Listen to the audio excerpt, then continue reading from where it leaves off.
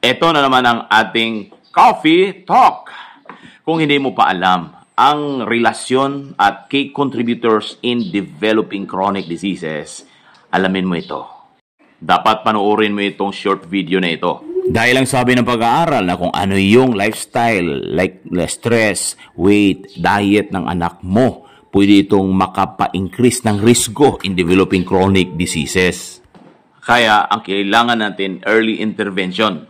Merong screening, di ba? Pero ang pinaka-importante is ma-develop from childhood yung goal. Dapat meron ng goal yung anak natin. Kahit bata pa sila or even yung 4-year-old pa, dapat malaman nila ang goal nila para pwede nating introduce na dapat meron ka man goal, hindi mo ito gawin.